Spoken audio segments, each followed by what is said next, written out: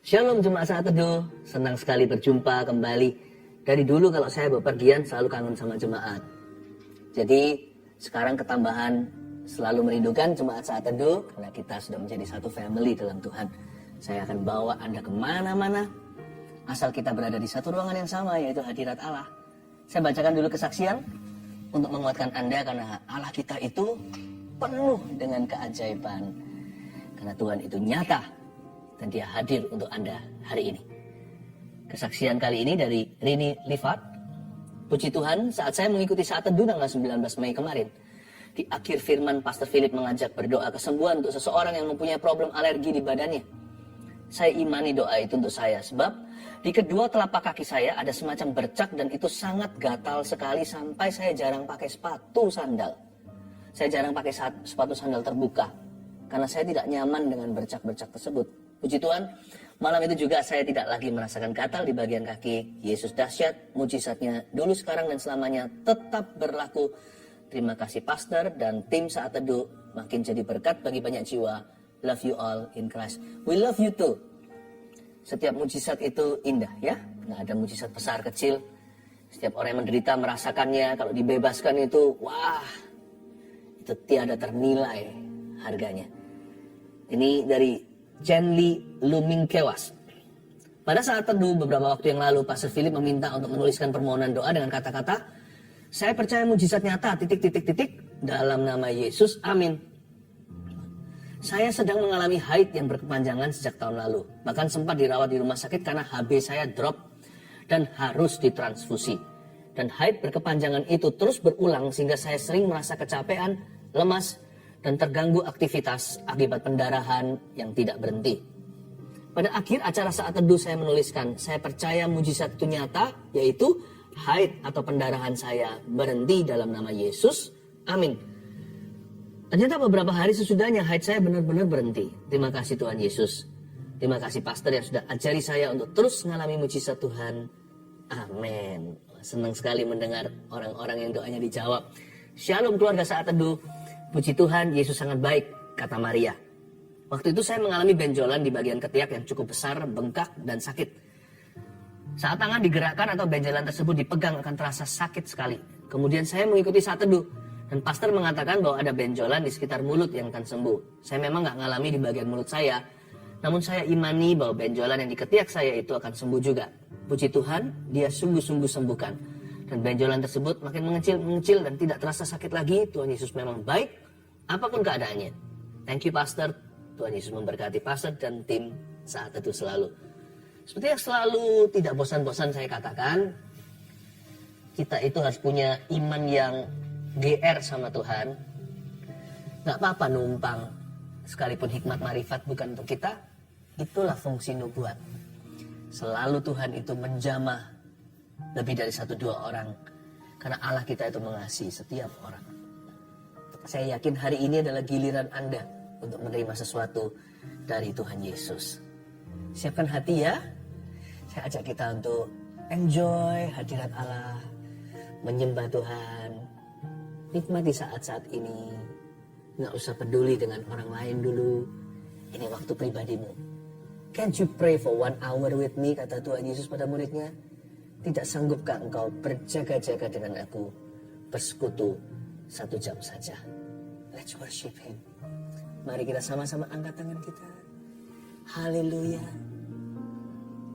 Nyanyikan lagu ini. Kasih-Mu bersemi di hatiku, sungguh indah dan mulia. Damai-Mu bersemi di hatiku, tenggelamku di hadirat-Mu. Engkau terindah, terberkat, termulia, termanis. Oh Yesusku, hadir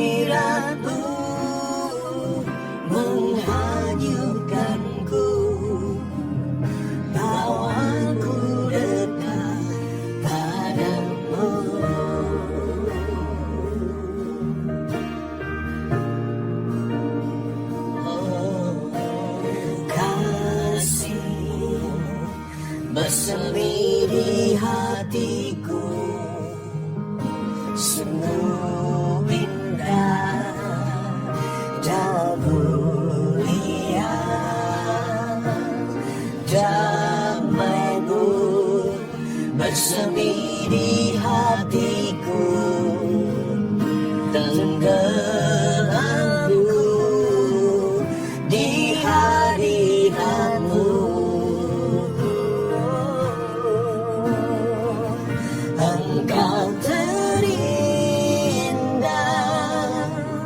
terberkah, termulia, termanis. Oh Yesusku, hadirat-Mu menghanyutkanku, bawaku dekat padamu. Kasih-Mu bersemi di tengah kami, di hati kami. Kasih-Mu bersemi di hatiku, sungguh indah dan mulia damai-Mu bersemi di hatiku, tenggelamku di hadirat-Mu. Engkau terindah, terberkah, termulia, termanis. Oh Yesusku, hadirat-Mu menghanyutkanku, bawaku dekat padamu. Kau terindah, Engkau terindah, terberkah, termulia, termanis. Oh Yesusku, hadirat-Mu menghanyutkanku, bawaku dekat padamu. Kau terindah, Engkau terindah, Yesus, terberkah, termulia, termanis. Oh Yesusku, hadirat-Mu menghanyutkanku, bawaku dekat padamu. Menghanyutkanku, bawaku dekat padamu. Menghanyutkanku, bawaku dekat padamu.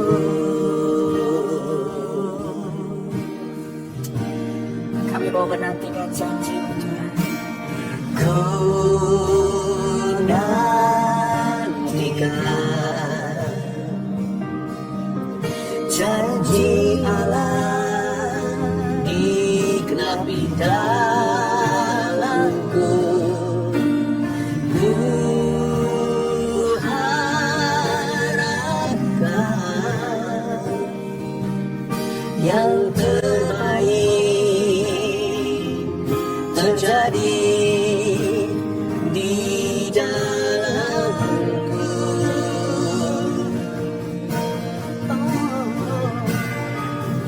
Yang ku tahu tiada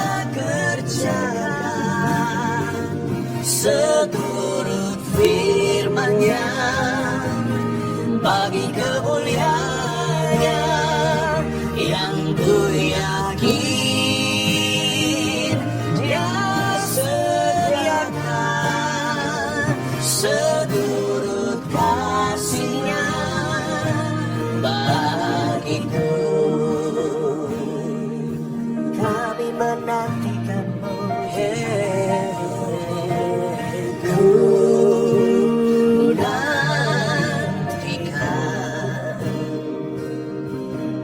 janji Allah digenapi dalamku.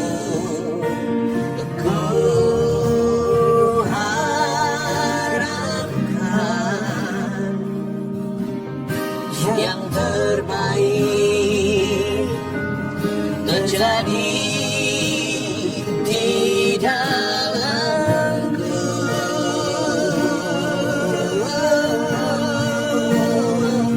Yang ku tahu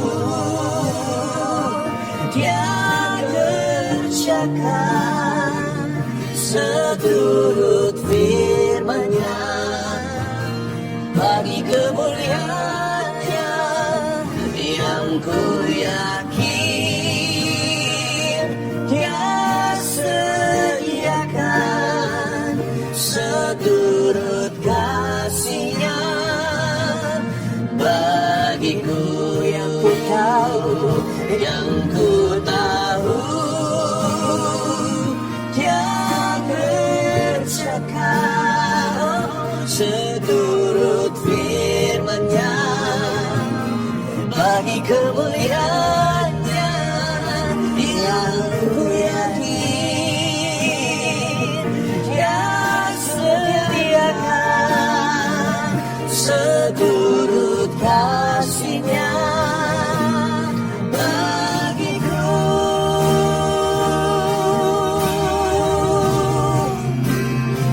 Yang ku tahu Dia kerjakan seturut firman-Nya bagi kemuliaannya yang ku yakin Dia sediakan seturut kasih-Nya bagiku. Seturut kasih-Nya, seturut kasih-Nya bagiku. Seturut kasih-Nya bagiku.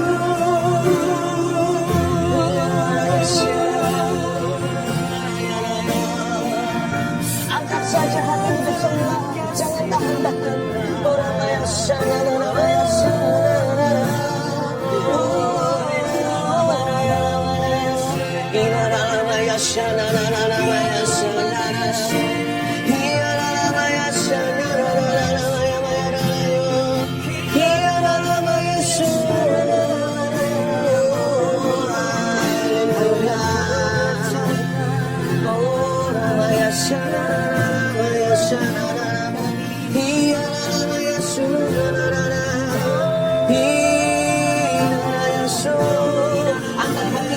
angkat wajah, angkat tanganmu dengan indah.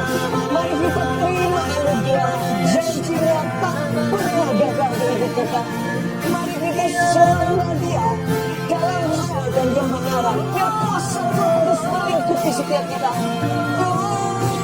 Hingga iman terasa, hingga kasih kan tiba, hingga pengharapan yang tak mengecewakan Tuhan mengangkat setiap Anda dan saya. Mari orang ayah sebab ada kuasa dalam penyembahan.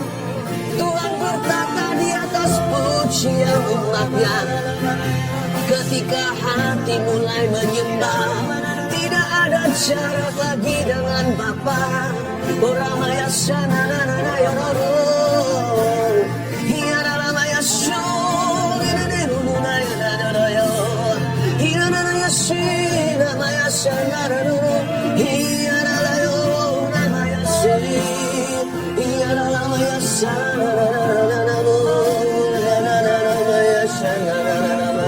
Yang ku tahu dia kerjakan, yang ku tahu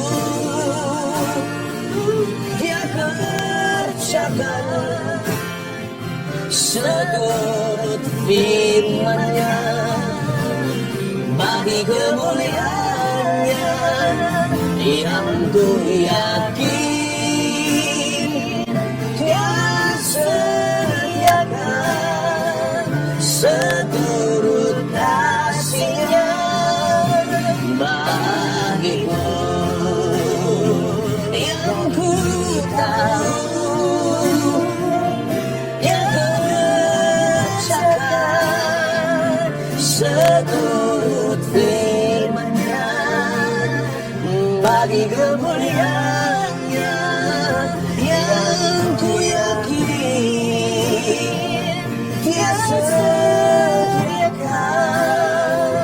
Seturut kasih-Nya bagiku, seturut kasih-Nya, seturut kasih-Nya bagiku, seturut kasih-Nya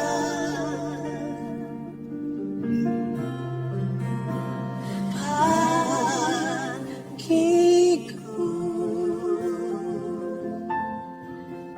Can't describe how good you are. Kau begitu baik, Tuhan. Hatiku bisa merasakan berdebar, sekalipun masih merasa belum cukup dekat dengan Tuhan. Hamba-Mu ini masih jauh, masih perlu mengenal-Mu. Bahwa kami semua dekat padamu, Tuhan. You are so overwhelming. You are so overwhelming. Engkau begitu menakjubkan. There's no word to describe you in my life. Tidak ada kata yang bisa menjelaskan, menggambarkan siapa Engkau dalam diri anak-anak-Mu, orang percaya. Thank you, Tuhan. Ampuni kami sering meragukan, sering bimbang, terlalu sering kali dan kerap kali mempertanyakan Tuhan.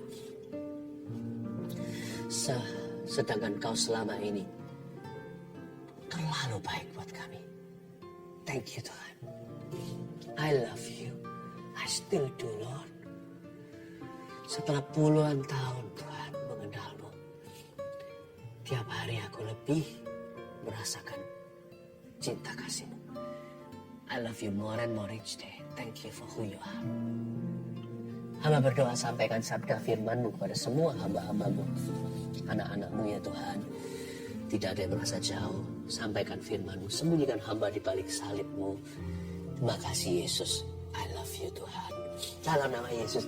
Amin. Oh, glory to God. Memang seringkali kita disuruh menantikan, ada ayatnya menanti-nantikan Tuhan. Tapi sebenarnya tahu nggak, Tuhan yang selalu menunggu kita dari dulu. Sebelum kita dilahirkan, masa Tuhan nggak tahu kita ini keturunan Adam dan Hawa, nanti ia akan berdosa menjauhi Tuhan. Selalu ada episode, bahkan many seasons, banyak musimnya kita ini meninggalkan Tuhan. Tuhan selalu menunggu kita. Tuhan tuh nggak jahat. Tuhan tuh saking cintanya sama kita ya, Tuhan menunggu dari Kalvari. Mati untuk kita ini loh, yang tidak menguntungkan kerajaan sorga. Tapi Tuhan itu baik. Ingatlah, janji Tuhan itu gak akan lapuk karena waktu. Kalau Tuhan belum menggenapi janjinya, ya pasti ada sesuatu yang Tuhan cari dulu dalam hidupmu. Dalam hidup kita itu pasti ada sesuatu yang Tuhan tunggu. Tuhan itu gak pernah menunda, kecuali ada sesuatu yang ditunggunya. Jadi kalau hidup Anda sedang diproses Tuhan, jangan melawan. Hari ini saya mau sampaikan sebuah firman, judulnya gini, Tuhan tunggu apa jika belum genapi firman-Nya? Ya, Tuhan tunggu apa jika belum genapi firman-Nya? Kita buka Alkitab sama-sama di Kejadian pasal 2, ayat 4-15. Selalu terharu kalau dalam hadirat Kristus. Tuhan itu baik sekali. Bukannya ini saat teduh? Kalau saat teduh berarti ini bukan performance. Kalau saat teduh begini, saya saat teduh. Kami saat teduh. Anda juga saat teduh. We can be as honest as we can be. When we are in the presence of God, atau kita di hadirat Allah, kita bisa sejujur-jujurnya apa adanya. Tuhan itu baik. Tapi saya sampaikan firman, karena ini saat teduhnya beda, ini kan saat teduh bersama. Kalau saat teduh pribadi saya tancap gas ini. Saya nyanyi terus, saya nyembah terus. Bisa berjam-jam. Saya suka kalau saat teduh pribadi di kamar saya ada ruang doanya sih, ada ruang yang disekat gitu. Saya berdoa di situ tuh bisa berjam-jam, baca Alkitab bisa seharian. Baru berapa hari lalu seharian. Tapi saya percaya waktu 1 jam ini cukup ya untuk kita bersama-sama. Jangan sampai kita itu asal-asalan waktu menyembah. Nanti kita akan menyembah Tuhan lagi. Jangan asal-asalan kalau dengar firman Tuhan. Dicatat beneran, ambil catatan. Ini judulnya. Tuhan tunggu apa jika belum genapi firman-Nya? Kejadian pasal 2 ayat 4 sampai 15. Saya bacakan ayat per ayat begini. Ayat 4. Demikianlah riwayat langit dan bumi pada waktu diciptakan. Ketika Tuhan Allah menjadikan bumi dan langit, belum ada semak apapun di bumi, belum timbul tumbuh-tumbuhan apapun di padang, sebab Tuhan Allah belum menurunkan hujan ke bumi, dan belum ada orang untuk mengusahakan tanah itu. Tetapi ada kabut naik ke atas dari bumi dan membasahi seluruh permukaan bumi itu. Ketika itulah Tuhan Allah membentuk manusia. Saya ulang lagi ayat 7. Ketika itulah, saat itu, Tuhan Allah membentuk manusia itu dari debu dan tanah dan menghembuskan nafas hidup ke dalam hidungnya. Demikian manusia itu menjadi makhluk yang hidup. Di ayat 4 ada berapa kata belum di situ. Belum ada semak apapun di bumi ketika Tuhan Allah menjadikan bumi dan langit loh. Saya kira ketika Tuhan menjadikan bumi dan langit, bukannya sudah ada tumbuh-tumbuhan. Ayat ini berkata, Tuhan sudah jadikan bumi dan langit. Berarti ini sudah lewat hari ke-7. Berarti sudah selesai minggu penciptaan itu. Tuhan Allah sudah jadikan bumi dan langit. Tapi belum ada semak apapun di bumi. Ayat 5, belum timbul tumbuh-tumbuhan apapun di padang. Karena Tuhan belum menurunkan hujan sih. Dan belum ada orang yang mengusahakan tanah itu. Kalau Tuhan belum genapi firman-Nya, padahal tumbuh-tumbuhan itu jadi pada hari ke-3. Kalau Anda lihat di pasal sebelumnya, pasal 1 nggak usah kita buka. Tuhan menciptakan langit bumi itu 6 hari, lalu hari ke-7 dia beristirahat. Bukan karena Tuhan letih atau capek. Tuhan nggak mengenal lelah. Tuhan istirahat untuk menunjukkan bahwa sudah selesai pekerjaannya dan itu baik. Dan untuk menunjukkan pada kita bahwa kita manusia itu juga perlu istirahat. Yang pertama tentunya yang penting adalah saat teduh dalam hadirat Allah. Kita juga selalu berada di dalam sebuah 7-day cycle. Ada sebuah siklus 7 hari. Kalau kita teruskan ya, nanti bisa jatuh sakit. Karena badan kita itu dicipta untuk dari waktu ke waktu per minggu harus ada breaknya. Tapi kalau Anda seksama membaca pasal pertama dari kitab Kejadian penciptaan, kita akan menemukan bahwa pada hari pertama itu Tuhan ciptakan terang, jadilah terang. Demikian firman-Nya. Hari kedua itu space. Ya kan? Tuhan memisahkan langit di atas itu, air di atasnya dan air di bawahnya. Lalu di tengah-tengahnya itu namanya cakrawala. Disitulah ada matahari, bulan, bintang. Tuhan itu maha besar. Bumi ini kecil. Ya kan? Galaksi itu nggak ada artinya. Lalu pada hari ketiga, ini interesting sekali. Tuhan itu memisahkan air yang di bawah langit itu maksudnya, dipisahkan, lalu dikasih boundary. Itu laut nggak bisa berkata, gua mau jalan-jalan ke daratan. Wah, bisa celaka seluruh makhluk hidup di sana. Maka Tuhan skakmat setiap lautan. Tuhan kasih perbatasan, maka mereka menjadi ocean atau samudera. Lalu tanah kering itu yang nggak ada airnya, itu disebut daratan. Itu semua hari ketiga. Dan ada sesuatu yang sangat menarik sekali. Lalu berfirmanlah Tuhan. Ada kata lalu berfirmanlah Tuhan. Ya kan? Jadilah tumbuh-tumbuhan tanam-tanaman yang berbiji-bijian di dalamnya. Dan jadilah pohon dengan buah-buahan yang ada biji-bijinya di dalamnya. Lalu setelah itu Tuhan tutup hari, datanglah petang, keesokan hari ketiga telah berlalu. Supposedly seharusnya pada hari ketiga itu tumbuh-tumbuhan sudah ada kan? Yang pasti daratan sudah ada, lautan sudah ada perbatasan, samudra raya dan daratan. Yang kering sudah ada. Lalu Tuhan berfirman jadilah tumbuh-tumbuhan. Tapi di pasal 2, sesudah Tuhan menjadikan langit dan bumi, belum ada semak apapun, belum timbul tumbuh-tumbuhan. Firman sudah datang pada hari ketiga, tumbuhannya itu menunggu sampai ada yang mengelola.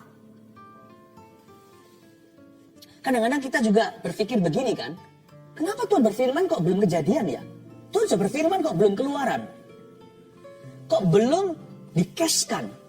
Jangan-jangan cek Tuhan ini kosong. Yang pasti Anda harus tahu loh, firman Tuhan itu tidak pernah giro yang bolong. Tuhan punya cek tidak pernah blong. Kalau ditunda, itu bukan karena Tuhan yang lelet. Itu karena Tuhan menunggu Anda. Pada hari ketiga sudah difirmani tumbuh-tumbuhan. Tapi setelah bumi langit jadi, lewat hari ketujuh nih, belum juga ada semak. Belum timbul tumbuh-tumbuhan. Firman sudah ada, tidak akan kembali sia-sia. Pasti kejadian. Tapi menunggu Anda dan saya. Menunggu hingga ada orang yang mengusahakan tanah itu, ayat 5. Karena Tuhan belum menurunkan hujan, belum timbul tumbuh-tumbuhan, belum ada semak belukar. Sebab belum ada orang untuk mengusahakan tanah itu. Jadi Tuhan kasih perairan atau irigasi yang sifatnya kasih karunia. Belum ada hujan kan? Kalau ada hujan nanti, wah, nanti terlalu dini berkatnya. Ada banyak sekali semak belukar, ada banyak tumbuh-tumbuhan, tanaman-tanaman. Nanti mubasir kemudian. Makanya Tuhan kasih air yang ala kadarnya, secukupnya, minimalis, diberi UMR oleh Tuhan. Ya, Tuhan kasih kabut naik ke atas dari bumi, membasahi seluruh permukaan bumi itu. Tuhan mengairi dulu tanah dengan embun-embun saja, belum ada hujan. Tuhan tidak mau melihat harvest atau tuaian yang dahsyat, karena manusia belum siap untuk mengelolanya. Tuhan itu tanggung jawab sama berkat-berkatnya. Tuhan itu sangat bertanggung jawab sama penggenapan janjinya sendiri. Tuhan itu gak usah ditolong, gak usah dibantu, gak usah diingatkan bahkan. Kalau kita berdoa mengingatkan, itu demi komunikasi atau persekutuan dengan Tuhan. Tuhan itu gak pelupa, Tuhan gak pernah pikun. Jadi gak perlu kita itu merasa, Tuhan janji-janji tapi pengharapan palsu. Tuhan gak begitu. Jangan-jangan janjinya belum digenapi karena menunggumu. Belum siap-siap juga sampai hari ini. Apa sih yang Tuhan tunggu? Nomor satu, Anda catat. Karena kalau Tuhan belum genapi firman-Nya, berarti Tuhan sedang tunggu proses pembentukan kita. Aha, itu dia. Firman-Nya sudah ada di bumi, jadilah tumbuhan. Tapi kalau lihat kiri kanan, belum lagi seperti lagu waktu kita masih kecil. Kiri kanan ku lihat saja banyak pohon cemara. Belum ada pohon, belum ada tanaman. Firman-Nya sudah datang, gak akan kembali sia-sia. Tapi belum berwujud apa-apa, alias belum kejadian, karena menunggu Anda siap. Karena menunggu Anda selesai prosesnya. Tuhan itu Tuhan tunggu apa jika belum genapi firman-Nya dalam hidup kita? Bukan tumbuhan tanaman, tapi apapun yang harus bertumbuh di hidupmu. Apapun yang Tuhan tanam itu kok belum berbuah. Apapun yang Anda usahakan jeripayah kok belum menghasilkan. Yang Anda doakan kok belum dijawab sama Tuhan. Firman yang merema, janji, bahkan nubuatan. Bukan hanya nubuatan firman, mungkin nubuatan nabi juga kok belum digenapi. Mungkinkah karena Tuhan sedang memproses kita dan itu belum selesai fase ini. Jadi jangan marah, jangan mudah kecewa. Saya selalu menganggap kalau problema ini masih terus bersikuku, bersikeras di hidupku. Kalau saya sudah berusaha, asal dari sisi saya sudah bertanggung jawab. Berdoa sudah, berusaha sudah, kok belum lalu juga. Kenapa? Masalah saya belum kadaluarsa tanggalnya. Belum jatuh tempo namanya. Kok belum dicairkan pertolongannya. Saya bisa-bisa, saya mulai curiga, evaluasi diri, mungkinkah saya belum lolos atau lulus proses saya di mata Tuhan. Saya belum wisuda. Itulah sebabnya kalau dibentuk sama Tuhan Yesus, kalau Roh Kudus membentuk sifatmu, Roh Kudus menempa karakter kita, cepat nurut ya, supaya lekas wisuda. Di alam rohani ada yang namanya hair. Karena ada remedy gitu lah ya kalau siswa-siswi. Mereka tesnya asal-asalan, diberi kesempatan kedua. Dan dia harus belajar sungguhan. Sebab nanti gak bisa terus melulu di situ. Dia harus lulus cepat lambat. Kan ada orang gak naik kelas. Dia harus segera belajar sungguh-sungguh supaya ujian berikutnya ini diberi Tuhan second chance. Supaya dia segera lulus ujian. Jadi kalau dibentuk sama Tuhan itu jangan sampai di hairline waktu. Ada banyak orang gini loh. Dia kepahitan. Orangnya gagal mengampuni. Mau dia cerai 7 kali juga akhirnya runtuh pernikahan berikutnya. Mau dia pindah-pindah gereja juga akan ketemu yang modelnya sama. Ada orang yang quitter atau yang mudah sekali untuk menyerah. Kerja ini gak bagus, coba lihat resumenya bolong semua. Nggak kelihatan donatnya, hanya lubangnya. Selalu quit sini, quit sana. Dia selalu gampang menyerah. Nanti sampai kapanpun juga cari pekerjaan yang paling mudah, dia pasti akan ketemu suatu tantangan yang membuat dia berteguk lutut sekali lagi. Ya kan? Seperti kebiasaan buruk yang susah mati. Kalau Anda tidak lulus di satu ujian karakter dari Yesus, Tuhan tempat di situ, Anda akan terus dikejar. Kemanakah aku dapat pergi menjauhi rohmu Tuhan? Anda akan di-hair lagi. Jangan-jangan seperti bangsa Israel, hair sampai mati, muter-muter di padang gurun 40 tahun, nggak masuk Kanaan, semua meninggal di sana, dikubur di padang gurun dan padang belantara. Jangan sampai kita masuk ke sorga, tapi kehilangan pahala. Di dunia, kita tidak pernah mengerjakan keselamatan kita. Jadi jangan begitu. Tuhan tunggu proses pembentukan kita. Belum ada semak, belum timbul tumbuhan, belum turun hujan, karena belum ada orang untuk mengusahakan tanah itu. Tuhan sedang memproses Adam di tangannya, Adam dan Hawa. Tuhan tunggu proses hidup kita. Lalu bagaimana Pastor Philip dengan janji yang Tuhan pernah ucapkan di hidupku, apakah itu masih berlaku? Karena nggak kunjung digenapi gimana? Ingat sekali lagi ya, saya tolong ditulis ya.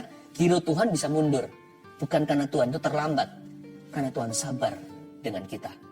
Tapi catat ini, ceknya Yesus nggak pernah blong. Tidak pernah. Cepat lambat akan digenapi, tak akan lekang oleh waktu. Ayat 7, baca beberapa lagi, saya jelaskan lagi ya, saya ulangi. Ketika itulah Tuhan Allah membentuk manusia itu. Ketika itu, baru dibentuk nih. Selesai kan? Dari debu tanah. Bagus loh ini, dari debu tanah. From dust and ashes. Mengingatkan kita bahwa kita diciptakan dengan sebuah materi. Kalau Anda menulis ini, mengingatkan kita untuk senantiasa rendah hati dan bergantung kepada Tuhan Yesus. Kita itu diciptakan dari debu tanah. Itu the next thing to nothing. Kita ini diciptakan dengan materi yang satu level di atas nothingness. Untuk mengingatkan kita bahwa tanpa Tuhan kita tidak bisa berbuat apa-apa. Kita harus selalu mawas diri untuk bergantung dengan Roh Kudus, bukan gagah perkasa kita. Ingatlah bahwa materi kita mau dikasih jewelry, perhiasan kayak barang mahal, bahan dasarnya itu loh daki, maaf bahasa saya. Debu tanah, kita diciptakan itu hanya satu level di atas nothingness atau di atas kehampaan. Pakai benda murahan atau pakai materi yang paling rendahan. Pakai debu tanah untuk ciptakan kita. Remember to be humble. Seringkali berkat tidak datang sampai kita rendah hati dulu. Dan ada orang tertentu harus direndahkan serendah-rendahnya. Seperti Nebukadnezar, baru waras dari gilanya. Tuhan itu baik, tapi dia tegas. He wants you and I to be humble. Dan kita selalu dependent on Him. Lalu baru kemudian yang membuat kita itu mulia adalah setelah itu dia mengembuskan nafas hidup ke dalam hidungnya. Kata nafas hidup sini dalam bahasa Ibraninya itu sama dengan spirit, dengan S huruf besar. Itulah roh Allah. Ini yang membuat kita mulia. Kita berhasil karena roh Tuhan. Kita hari ini jadi benar itu karena roh Tuhan, roh Allah. Kita punya hikmat itu karena Roh Kudus. Kita punya buah, ya jelas-jelas karena Roh Kudus. Kita punya karunia, ya jelas-jelas karena Roh Kudus. Semua itu bukan karena gagah perkasa kita. Makanya kalau Tuhan lagi proses kita seputar ini, cepat wisuda, gitulah kira-kira kata mama.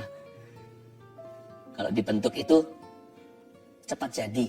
Jangan lari. Jangan kucing-kucingan dengan Tuhan. Sebab siapa yang rugi? Anda dan saya yang rugi waktu minimal.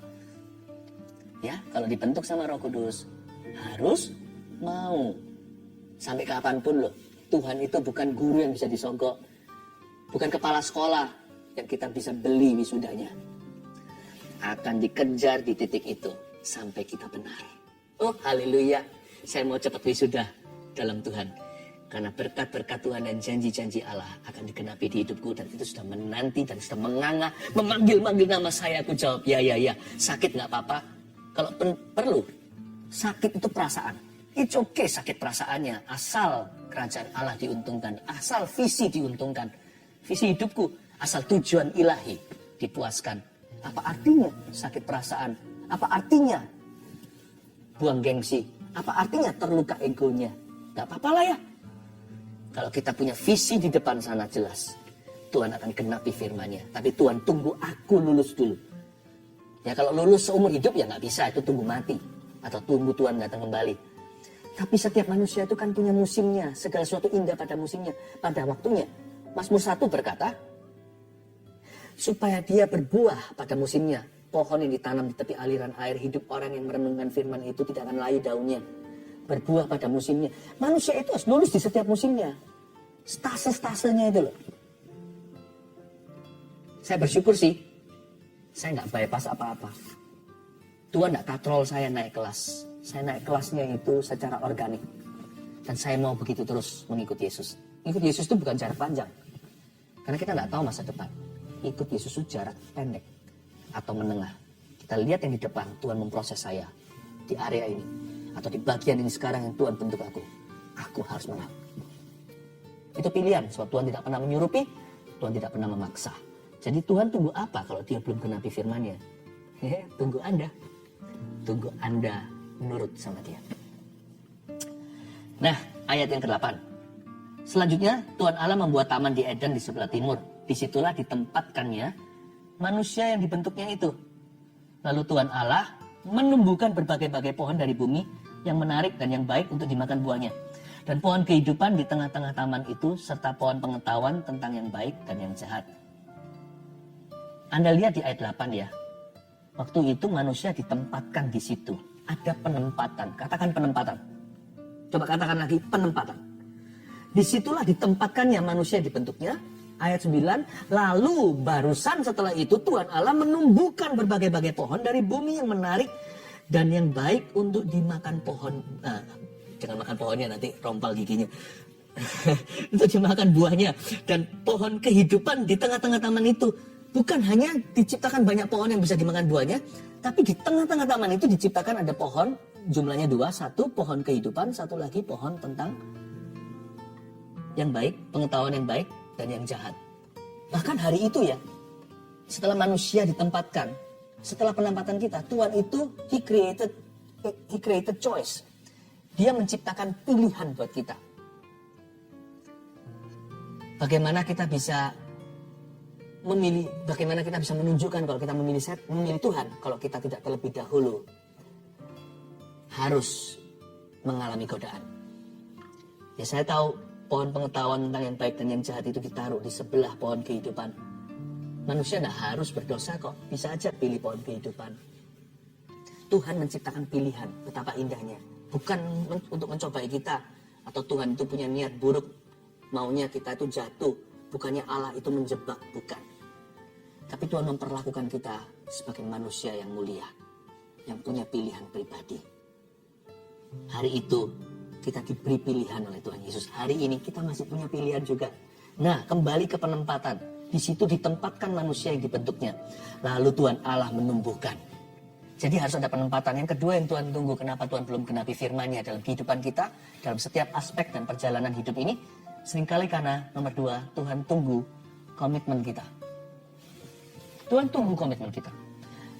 Ada hal-hal tertentu, yang bukan hal-hal tertentu dalam setiap perkara bahkan, Tuhan tunggu kita komit dulu, baru Tuhan akan bukakan. Yang Tuhan nantikan adalah penempatan. Setelah manusia di situ ditempatkannya, baru Tuhan tumbuhkan.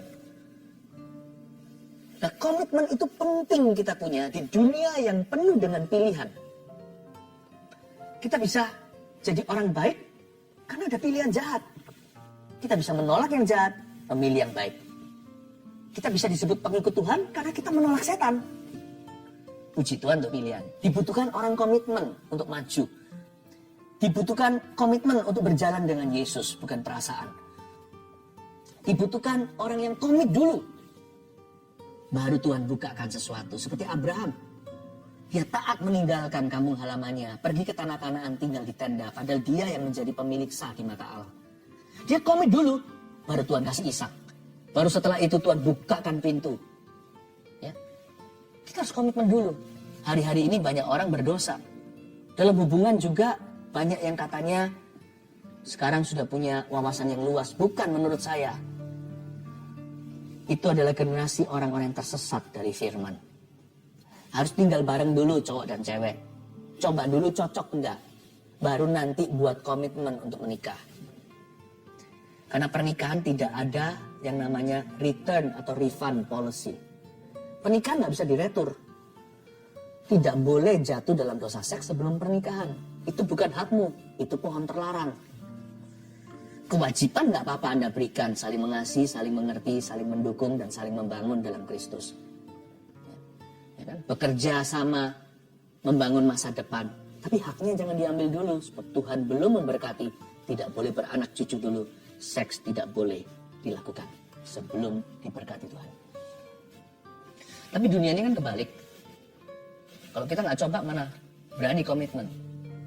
Aku baru bisa berkata I do atau saya bersedia, aku ambil kamu sebagai istriku yang sah dalam suka duka. Ya harus coba dulu tinggal bersama berapa tahun ini. Aduh, salah ini. Firman Tuhan berkata manusia ditempatkan dulu baru Tuhan tumbuhkan. Tuhan tunggu komitmen kita dulu.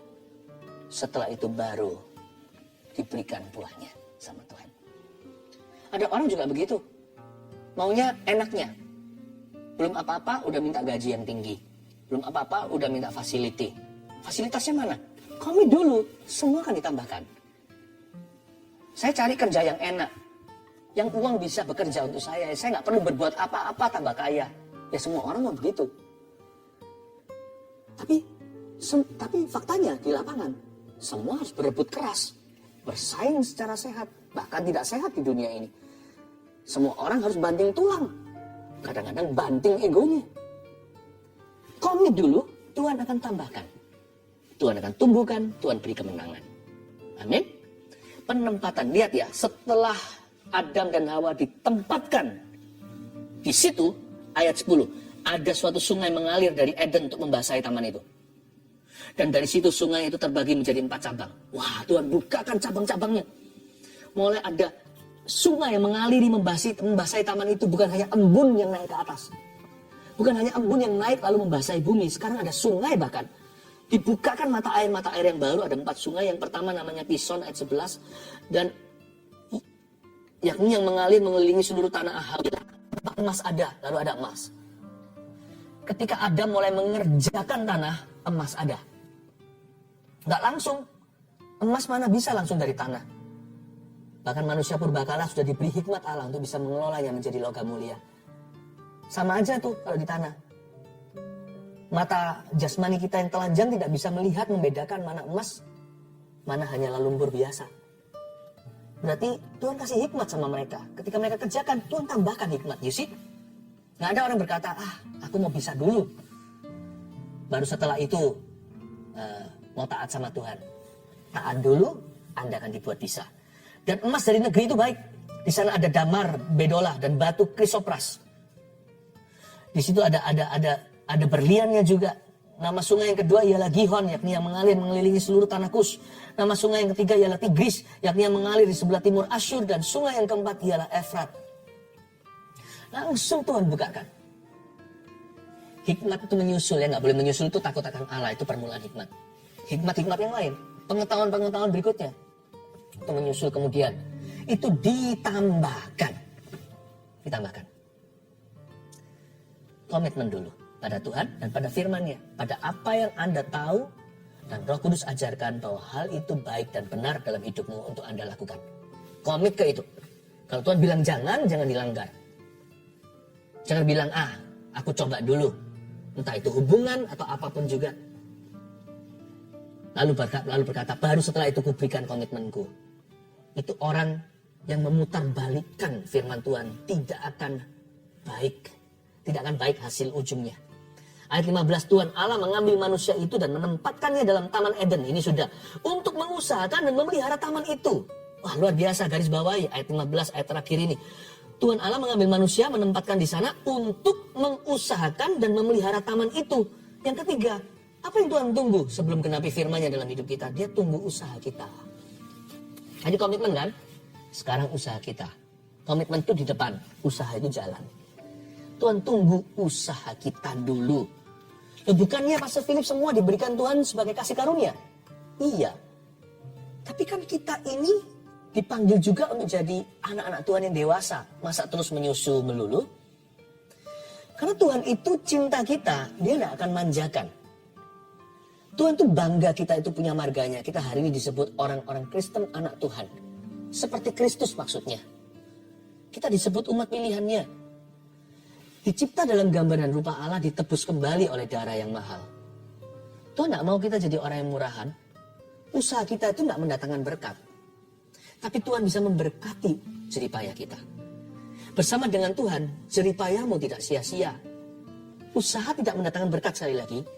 Tapi Tuhan punya berkat akan mengikuti orang yang mau berusaha sungguh-sungguh.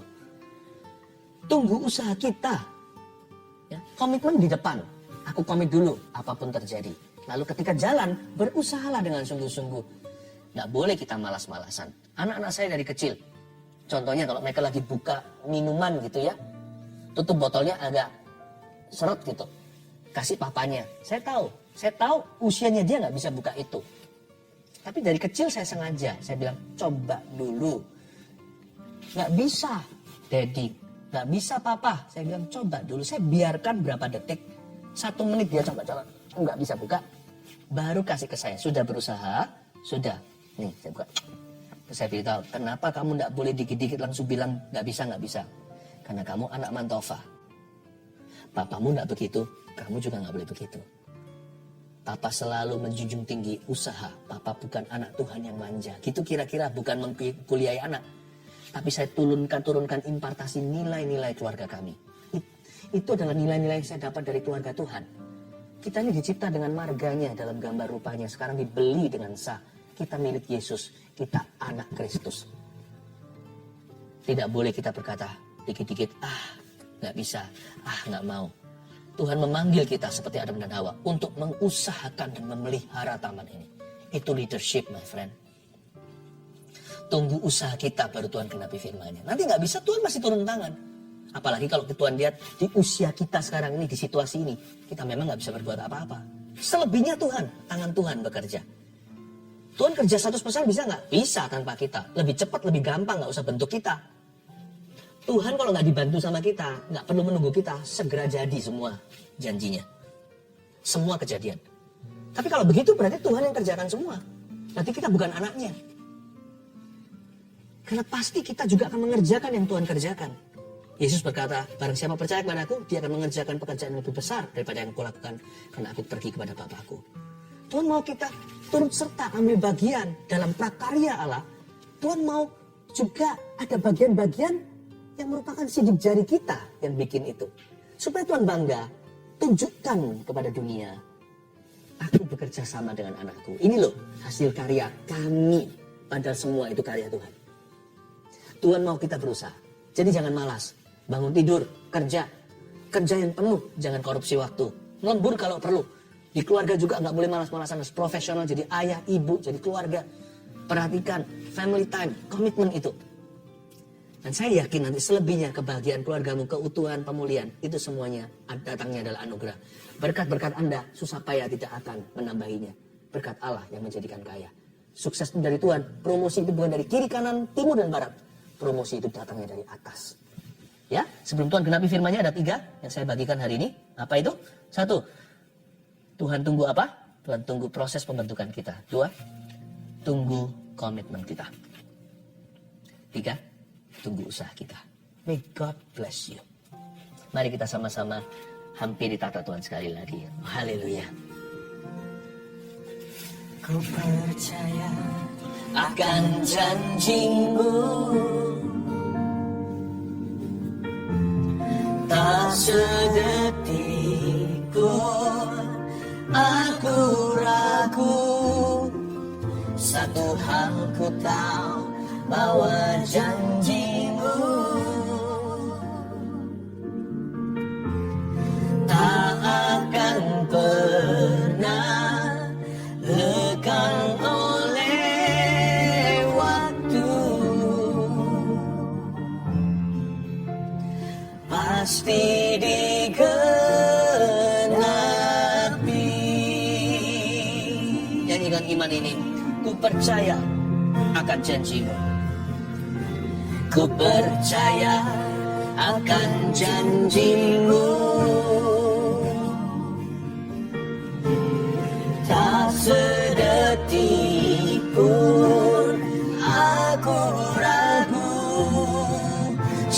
Satu hal ku tahu, bahwa janji-Mu tak akan pernah lekang oleh waktu. Pasti digenapi.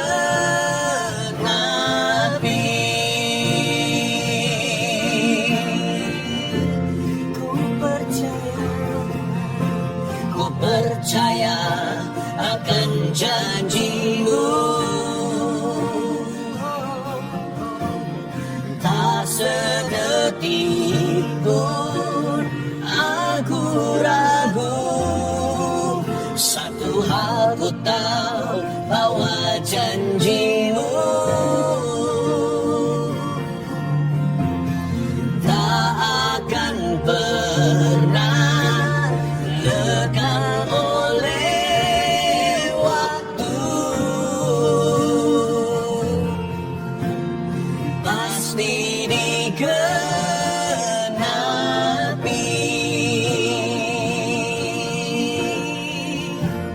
Haleluya. Ku percaya akan janji-Mu. Mari jangan ragu, jangan bimbang, mari. Tak sedetik pun aku ragu.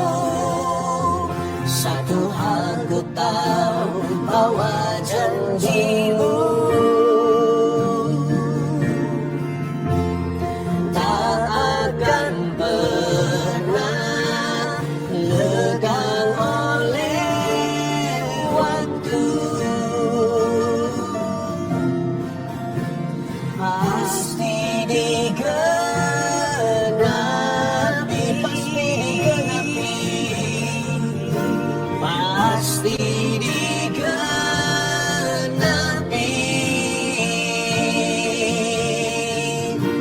Pasti digenapi. Begini cara percaya. Jangan merasa Anda harus lulus dulu baru nanti Tuhan akan kabulkan. Percaya dulu kalau Tuhan sudah kabulkan.